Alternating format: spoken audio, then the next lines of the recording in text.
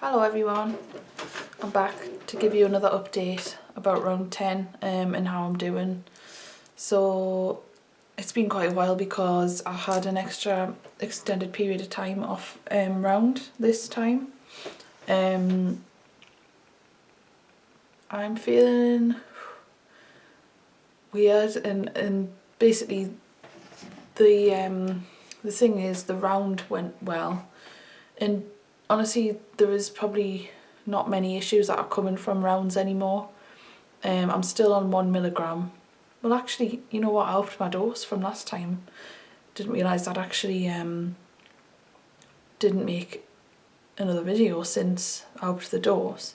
So I upped the dose just to 1 milligram, which is a tiny increase, barely even noticeable, but it's still an increase, but nothing really happened. But like my moods in myself have been really crazy the last week or so. They've been really erratic. So the first day I started dose around 3 doses early because in all honesty I was off round, I just couldn't handle it anymore. Like I wanted to get back on round as soon as possible because I find that my mood picks up a lot generally. So I started the around 3 doses early, but I was just feeling really depressed, like doom and gloom, and just crying like all day. And I feel like the anxiety that I had then switched over to depression. The anxiety actually dissipated quite a lot to about a 5, but then the depression went up to like a 7, sometimes like an 8,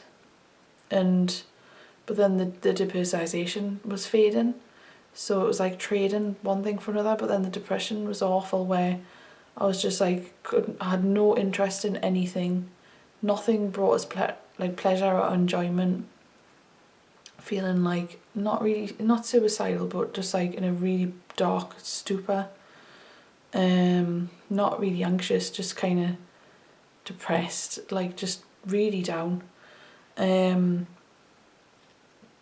But then like the depersonalisation had faded. It's hard to explain because feeling like disconnected and no interest in anyone or anything, you know, not feeling any love or anything, but then not feeling like spaced out as such.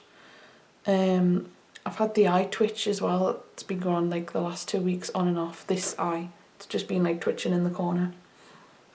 In all honesty, I think I might be in the dump. And I think it's kind of happened like 2-3 weeks ago, maybe. But I've had that many ups and downs with this. It's like sometimes I'm like, right, I'm in the dump, and then the week after I pick up again, I'm like, maybe I'm not in the dump. But it's been like this since I had the removal, and I can't have been in the dump from having them removed. But like I'm hoping anyway I am in a bit of a dump. But then I only had my amalgams for 9 months. But then you get people who've had no amalgams have a dump phase as well, so it's not really any way to tell, to be honest. Then actually the second day on round, my mood was a lot better and I was generally okay. I just couldn't stop eating. Like I was constantly craving sugar and carbs, feeling tired, depressed, but like that day wasn't too bad. I got up quite early as well. Day 3 felt flat and nervous and gloomy, but wrote down that the DP wasn't as bad. Day 4, so the first day off round, actually ate a lot of thiols, and drank 2 glasses of wine, and felt really exhausted and tired and a bit manic and charged nervous energy that day. Second day off round, I wasn't actually too hungover, generally okay, a bit detached on the evening, nothing too severe, short of breath, lightheaded, metal taste in my mouth, sweaty, eye pain as well, like a stabby pain in my eye. I think maybe, hopefully, like maybe it's like helping my vision, because my distance vision is really bad. Like without my glasses I can't see far, like especially at night or driving, like I literally wouldn't be able to drive at all. So maybe that's something to do with it. Then day 6, this is the 3rd day off round, I decided to like have a really busy day, and I just pushed myself all day to stay busy, but then I had like a crash. I felt really like hysterical and like kind of crazy.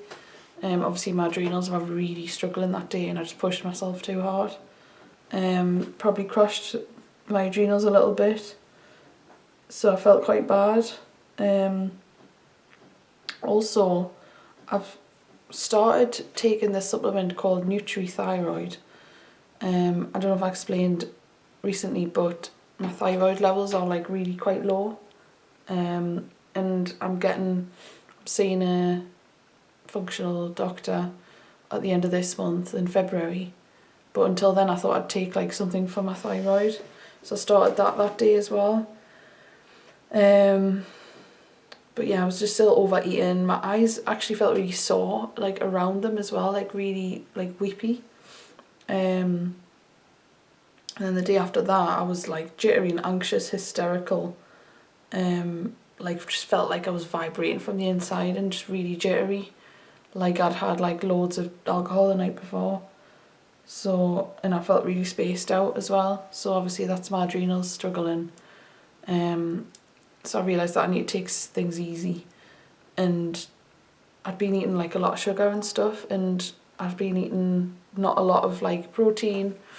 So then this weird thing happened last week, but it's a bit of a funny story. So I had my neurotransmitters looked at with a urine sample, and what I kind of concluded from it was that the levels of dopamine and adrenaline in my urine were really low, like past borderline range low. Histamine was high, and all the others were kind of okay, like glycine was a little bit low. But the main one was the dopamine that was low, and I was like, right, well, this might explain why I feel so lethargic, I've got no interest in anything, like I'm constantly eating carbs, trying to get a dopamine hit. I'm just totally depleted of the dopamine. So I decided to buy some tyrosine, and that, if you don't know what that is, it's a vitamin which creates dopamine in the body. It's a bit like 5-HTP for serotonin. So I bought some tyrosine, and I'd read loads of things about it, how like people were like totally changed their life. You know, the anxiety, depression was a thing of the past after taking it. So I thought, right, this should be good. But it was a bit concerning because generally dopamine for me, like if I have it from an external source, makes me go into a derealisation episode. So drugs do that, like obviously weed. And if I'm too kind of like excited or have too much of an adrenaline rush, I go into a panic. Like obviously everyone does it from adrenaline, but I go like really spaced out and panicky. So basically tyrosine converts into L-dopa, which converts into dopamine, and then dopamine converts into adrenaline, and then they're like converted into a form that can be kind of processed and then removed from the body. So I've got an enzyme in my DNA which slows down the process of converting adrenaline into like being excreted and like eliminated from the body. So whenever I get like adrenaline hits, like actually if I've been to the dentist in the past, I've asked them not to use the adrenaline needle because I feel like it takes us days to calm down because I get like all panicky. And if I've ever had drugs in the past, like it's just been awful and it's took us days to recover, whereas other people can kind of do it and feel okay. So I thought I took some tyrosine. So what happened was I was due to go to work and I was just lying about because it's basically all I could do at that point in time. I just felt exhausted constantly.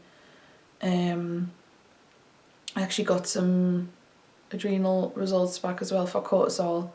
Thankfully my cortisol had went down to normal levels, but on some points in the day it was actually too low, funnily enough, but I was happy because the results from a few months ago were sky high, so I managed to bring them down again, which kind of stabilised the adrenals like in general. But I did have low cortisol at some point, so I decided to start taking ACE again, just like 1 or 2 a day to try and level back out. So I had the tyrosine that come in the post, and it was 2:30 when I took it. I was due at work 5 o'clock, so I took it at 2:30, lay on my bed and just kind of played on my phone. So then 3:30 I stood up to get ready to go to work, went to the bathroom, stood at the sink, and I just spaced out. Like, it was as if someone had injected us with, well, I don't even know if it's possible, but as if I'd had an LSD. I just went like woo, like that, and just went into a sweat, heart started pounding. It was just basically the onset of a horrible, really bad panic attack, and like a really bad derealisation episode. And actually it had been fading away very significantly, and I'd noticed that I felt more connected to reality and more integrated. But this just kind of really sent us back, like blasted us back into like months ago when I'd experienced that quite often.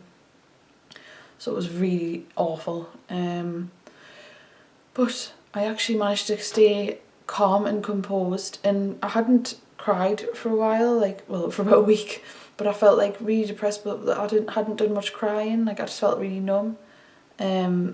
So I got ready for work, I managed to just go into work, and on the way to work I burst out crying, and I was just like sobbing whilst driving, but that's something I'm able to do.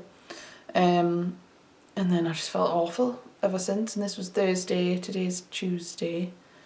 So basically I might as well have just had a line of coke. So I've learnt my lesson now that basically the issue for me is too much dopamine, and actually the neurotransmitter levels on my urine probably don't have dopamine in them as much because I can't actually break dopamine down, so it's not actually being excreted from my body. So it's not really an indicator of what's in my brain, it's just what's kind of coming out. A bit like the mercury in the body, you know, you don't see high levels of mercury very often on hair tests because it's all stored in the body and it doesn't get excreted very well. So it's probably the same for me with dopamine and adrenaline, because I hold on to it rather than excreting it. So I've absolutely learnt my lesson there, but it gave me a lot of wisdom, because I was like, right, well, I know now that my problem is too much dopamine, basically. Obviously mercury poisoning is the cause of the too much dopamine, because mercury slows down your DNA and your enzymes that work, and my enzyme that breaks down the dopamine is already slow, and it's further slowed it down. So basically any dopamine or adrenaline that I get is just kind of trapped for a long time in my body, and takes a while to get broken down and released. So the more mercury I remove from my body, the better my DNA is going to work, and then be able to break down dopamine better, and then come out of the derealisation. So I had basically just a horrible weekend where like I felt panicky, like again all the anxiety just come back, that had dissipated quite a lot. Just felt really panicky, spaced out, just cut off from the world, disconnect from the reality again. And then I'm due on my menstrual cycle like 2 days ago, and it's still not here. Like, I'm not pregnant or anything. It's because the adrenaline that is now overflowing in my body has caused stress, and then the stress has delayed my cycle, because this happened last year. It's quite interesting, but I met my boyfriend, who I'm with at the time, and I was so kind of infatuated by them back then, and we had such like a connection and stuff, that obviously when you fall in love, your dopamine levels shoot up. And I remember at that time the derealisation was really bad, and I couldn't understand why. And then I didn't come on, like I didn't get my menstrual cycle for, it was like a week later than I usually do, and I'm usually quite irregular. And that I've realised that actually it's probably because the dopamine levels back then were really high, and then converted into adrenaline, which prevented me from having a normal cycle, because it's kind of delayed it. And also another thing is that back a few years ago, when I had derealisation for 3 weeks straight, or it might be longer, it might be about a month, I realised actually what happened then was I had the copper IUD put in, the Paragard, and the copper levels in the body actually mess with dopamine production. And on top of that, copper is one of the cofactors that converts dopamine into adrenaline. So basically the excess copper in my body back then was making any dopamine that I had convert to adrenaline, which was then kind of stuck in the body. And then I had the IUD taken out because I knew something was wrong.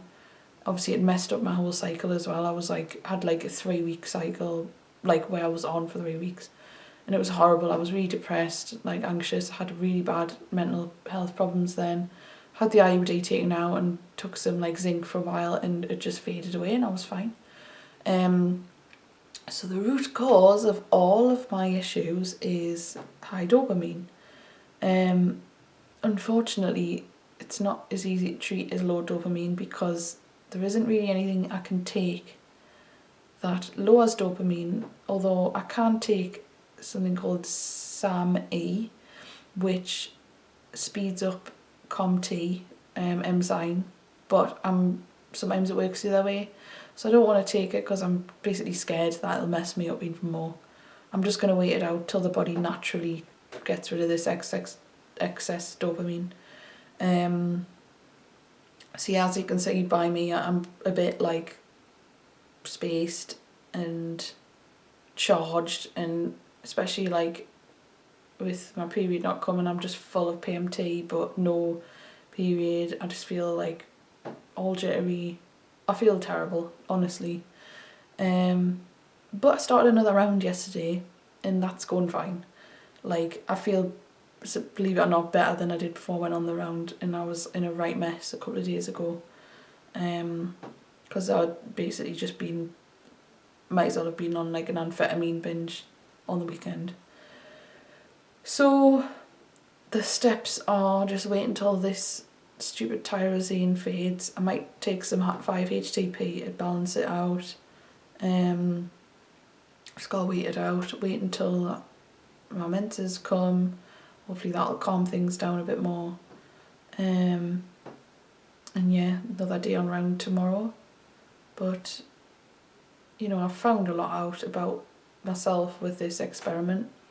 And if I look like crap progressively more while I make these videos, it's not because I feel progressively more like crap, it's just because I'm kind of stop giving a crap about what I look like on YouTube anymore. Like, I'm wearing a dressing gown. You know, when I'm better, not if but when, I'll be like coming to the camera with a lot of energy and just being myself and happy again. So you know, I'm dressing how I feel, really. Also, I've stopped eating thiols for a couple of days again because I had just been binging on everything. So I'm again the third time seeing what's going on there. You know, I'd love to just be able to eat thiols because I can eat definitely more healthy when I can eat thiols. Like, I can eat more green vegetables and stuff, and like, well, I wouldn't have dairy really because I think I'm sensitive, but I could have like eggs and stuff, which I think I probably need in my diet, but I'm scared to eat them in case it makes it worse. But I'm gonna just do another elimination and see, and basically weigh up how much better I feel eating low thiol than eating like thiols but healthy. I can eat low thiol but healthy, but there's just a lot of limitations there. And then I just like revert in eating a lot of bread and carbs and potatoes and stuff. So what I'm going to do is, I'm on round 11 right now. Things are going fine there. Like there'll not be much to report after this round. So I'm probably going to report like less frequently. And I might just do every 2 rounds. I'll probably drop in now and then with like videos about information about depersonalisation, derealisation, things that I've found. I'm also waiting for results for a mycotoxin test to see if I've got mould in the body. So that's the last test I've had. Probably the last one I'll be having as well, because I think that's everything covered. So I'll let you know what the results are with that. I'm kind of hoping, like, I think in a way, obviously I don't want a lot of high levels on the mycotoxin test, because if it was sky high, I'd be like, right, I'm going to have to see where it's coming from. I did actually realise that my washing machine is got a lot of mould in it, in the rim. Don't really know if that's like a big factor, because my clothes don't smell like mould, like they smell clean, but it's just like inside the washing machine I can tell it's a bit mouldy, so maybe I need a new washing machine. But yeah, if it is high, I'm gonna have to like really dig out where it's coming from and detox for mould as well, although I'm probably doing everything, but I'd probably just take like more binders and stuff, and probably there'll be some sort of protocol about treating mould as well. But if it was low, then I'd be like, right, well, not disappointed, but like, can you think, well, you know, it's just, although mercury's a massive neurotoxin, and I'm really underestimating its destructive properties, but I'd be like a bit like, right, well, you know, I'm not, it's not really justified on what's going on with me, but then, you know, at least then I could just focus on the chelation as well. If it was just a little bit high, then I'd be like, right, you know, I'm detoxing mould as well. Because if you chelate with mould in the house, it's like you kind of find it difficult to recover as well. So yeah, I'll drop in and with those results. I should get them back in about a week or 2. So I'll probably up my dose again, because I don't really feel like there's much going on in terms of any effect, to 1.5 pretty soon, so that'll be the next update. So I'm assuming next time I'll be updating you with a 1.5 round and the mould results as well, plus like how I'm actually feeling, because hopefully within like 2 weeks this would have just faded, and I can put it behind us again and realise that, you know, the whole problem actually was that I've got too much dopamine, too much adrenaline just kind of sitting there, making me in permanent fight or flight. So obviously toxins like make you produce stress hormones, and toxins make you produce a lot of adrenaline because it's your body's in fight or flight, which is why you're kind of stuck in that state of anxiety and depersonalisation, on top of the actual toxicity in your brain as well. So it's all coming together. Right, thanks for watching. I'll speak to you soon.